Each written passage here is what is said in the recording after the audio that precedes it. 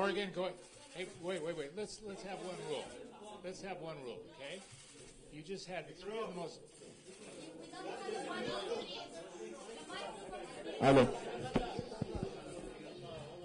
Okay, wait. We're going to have a different set of rules, right? Please be quiet for a moment.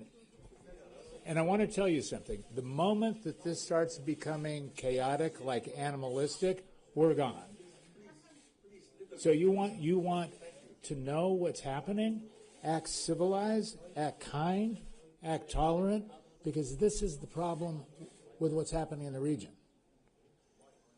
So I beg you, do you think this is fun for us? Do you think this is economically beneficial for Morgan and I to be here putting up with this insanity? In cadence, with your kindness, your interest, and your thoughtful questions, we'll give you responses. If that's not how you'd like to operate, we're gone. Okay? Is that acceptable to everybody? Now, what are we doing? I can't even have 2 minutes. So, Morgan, you all know. Our goal is to match Beauty and the Beast, and you know which side of that I have. So, Morgan is coming back as a valued hand in a very difficult puzzle salvation of what we have. And I'm going to answer together, we'll answer your questions. We've been in Israel, we've been in Syria, but here's the bottom line. Here's what I want you to know. And you just had three of the most powerful people in the U.S. Congress. This is huge, because I know what you all want to happen is have America fix this problem. As much as America is going to fix this problem is what Donald Trump has done, what he did hand in hand with Israel and Iran, what he's done for Syria in taking the sanctions off, and what he said for our benefit, for Lebanon's benefit, that he wants a healthy and prosperous Lebanon. Now, what's really the issue? We keep on talking about Hezbollah. Hezbollah being disarmed. What we haven't talked about was what happens to the Shia people, what happens to the Hezbollah military, what happens to the people, what happens to the South, and why is Hezbollah armed? So I want to give you just a framework of what we're doing, and then Morgan can answer your questions. If you think about it, for you, Hezbollah is a political party. Shias represent 30 to 40% of the population, and you have a very good set of leaders today, in my opinion. The major three leaders, the president, the prime minister, the speaker, are all trying to do the best job they can for you of ushering to a new era of tolerance, a new era of peace, and ultimately prosperity. So why is Hezbollah armed? You have outside interference. What's the outside interference? Iran, Israel, the apprehension of Syria. What did we do? We went to Syria. I can tell you President al-Shara has no interest in having an adversarial relationship with Lebanon in any way, zero. There's no Sunni fundamentalist cause that he's targeting a weakness in Iran or a perceived weakness in Shia as an opportunity for him. He's looking at the historic relationship of hand-in-glove cooperation of what Lebanon and Syria could be ultimately. That's a fact. And he's running to border alignment, discussions, and a boundary agreement. Running to it. Israel, Morgan and I spent the day in Israel after, you can imagine, preparation. The idea responding to the heroic act that the president, the prime minister, the council had taken in responding to suggestions that we had given them as to what could a disarmament and withdrawal plan be. Again, going to with disarmament is what can we do for Hezbollah to show them they don't need to be armed. Nobody wants to go to a civil war. I can tell you Israel's response was historic. What they've said to us personally, what they've said to the president in actuality, and what they've given in a press release to you is they will meet tick for tat in exact cadence. What we will do in an effort to make sure that Hezbollah is not armed as an adversary against them, they will withdraw in the same cadence. The reason they couldn't respond specifically is we didn't give them specifics yet. Your government is coming back with a proposal August 31st, which is a Sunday, so it won't be August 31st, of saying here is the plan and proposal of what our intent is to disarm Hezbollah. When they see that, they will give their counter proposal of what they will do in withdrawals and security guarantees on their border, their boundaries, those 5 points, in cadence with what we're giving them.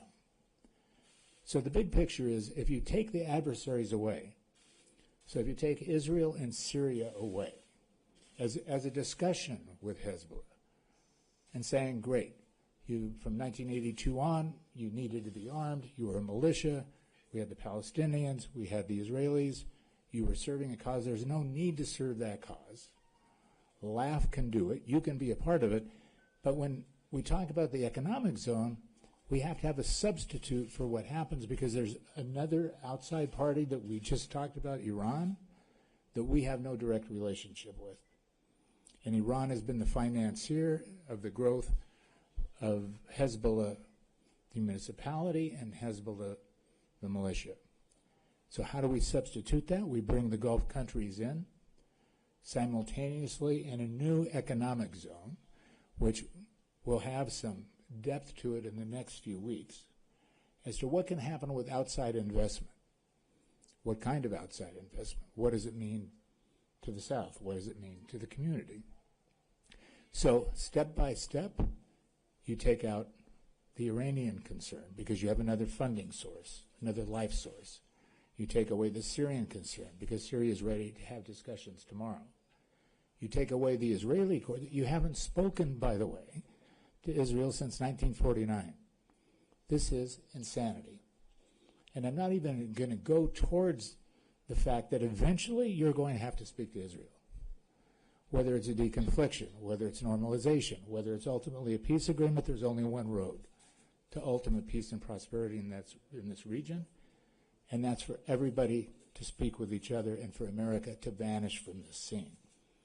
So with that, I'll allow questions. Morgan can take that over. One question, and then we're going to have to wrap things up. Over here, please. Thank you. So this is Jaz Al-Haj from Al-Arabi TV.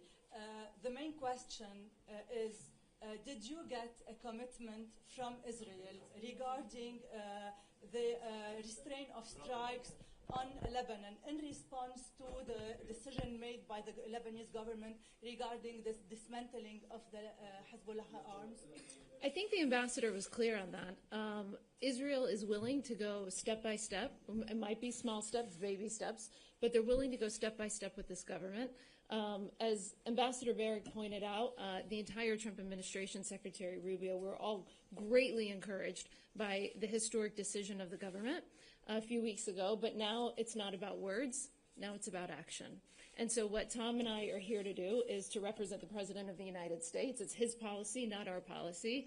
And we are here to help the Lebanese government move forward with that historic decision and to work with our partner in Israel step by step. So every step that the Lebanese government takes, we will encourage the Israeli government to make the same step. So we're looking forward to it. Thank you so much. It's good to be back. Thanks.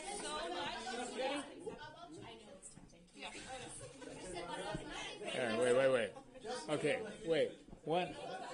Okay, yes. Calm down. Please, I beg you. Wait. 2 questions. 3 questions. Are you saying that nothing will happen until the disarmament of Hezbollah? So you mean that Israel will do anything until the real disarmament of Hezbollah? Never any step? Because last time you said that you will work on a step from the Israeli side? Yes, so it's a good question. Let me be more clear. What the Israelis are saying is they will meet step by step whatever our disarmament plan is. When I say our, I'm speaking about Lebanese, right? That on August 31st, we're coming back with some plan. I don't know what it is. LAF and your government are coming back with a plan saying our proposal to Hezbollah as to how to disarm them, which is not necessarily militarily, right? They're not talking about going to war. They're talking about how do we convince Hezbollah to give up those arms, and what does that mean? We don't know because there's no Lebanese plan at the moment. They've done a very good job south of the Litani in this very confused setting. Remember, we had this November 2024 agreement that nobody abided by, right? So we talk about a cessation of hostilities agreement, which is still in effect, but nobody's paying attention. So what will happen now? Why do I think this is, why personally am I hopeful? Your government did something amazing, which is took 11 points and said, we as a government will commit to do these things.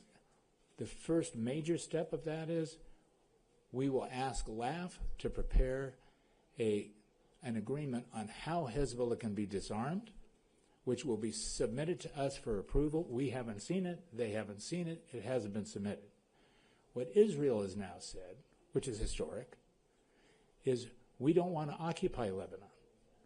We're happy to withdraw from Lebanon. And we will meet those withdrawal expectations with our plan as soon as we see what is the plan to actually disarm Hezbollah. So it's words on both sides, but those words are super important because we're getting towards that narrow alley of action, and that's where we are at the moment. I want to ask you regarding the economic zone, but what mechanism could such a plan realistically be implemented? So if you think about how do we solve all these issues amongst all of us? Hope is a great thing, but hope fades quickly, right? So with me, you're going to get frustrated with me if I'm up here for another 6 months saying it's going to happen, it's going to happen, it's going to happen. Exactly. You'll say, well, let's move from America to France. Let's go from France to Germany. Let's go from Germany to Saudi Arabia. Let's go some outside source. The only thing that works is the hope of prosperity. So we have to have money coming into the system. The money will come from the Gulf. Lebanon, for all the reasons we know, has always had that historic ability to harness enterprise, business, banking. You know, they're working on a gap law. They're working on a new central bank. They're working on a correspondent banking system. They're working on the port. They're working on logistics. We need to speed that program. Qatar and Saudi Arabia are our partners and willing to do that.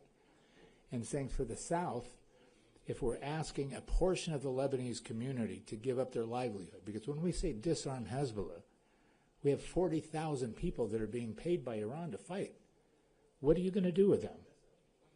You want to take their weapons and say, by the way, good luck, go plant more olive trees? It can't happen, right? We have to help them. And the way we help them is to say, we, all of us, the Gulf, the U.S., the Lebanese, are all going to act together in creating an economic forum that will produce a livelihood which isn't set upon whether Iran wants it or not. That's the idea. Yes, ma'am. Did you discuss the issue of defense extending the... Of course. What's your opinion? My personal opinion? No, USA. Why the U.S. stand against the... So let me ask you a question. How long has UNIFIL been there? How much do you pay them a year? I'm a businessman. Make it simple for me. No, $1 billion a year. How many years have they been there? You're all journalists. You're brilliant. You've been researching this so you can grill me every day. How many years has UNIFIL been there? Anybody? Yes. Yes. Right? So I'm just a businessman. I say, okay, $1 billion a year, 22 years of efficacy, and you're in a swamp. They haven't fired a bullet. They haven't fired a shot. You're in a worse dilemma than you've ever been with Israel and Hezbollah, and you want us to weigh in more with laugh. Laugh is the answer. Your answer is laugh. Your answer is not UNIFIL. The Secretary of the United States position is we will extend for 1 year. That's our position today. We have to decide by the end of August. Of course, France is not in that position. My personal position is I sponsor the President of the United States and the Secretary of State 100%. Concentrate on laugh. You have to do it yourself. The more you rely on outside influences, pretty soon you're going to be substituting McDonald's for Kibinai. Right? That's what's happening. Every time you reach outside for outside help, you're losing the value of what you have. Don't do it. Hezbollah, you can convince them in a non-adversary, my opinion, in a non-civil war environment to join one Lebanese state. This is my opinion. Last question. You guys are wearing me out. I only have one question. You have talked about Syria, Israel, and Tehran. Why not taking the sword away and United States talk to Tehran to give an order to Hezbollah, and then we close this issue? Do you think that's not happening? Goodbye. Just one last question.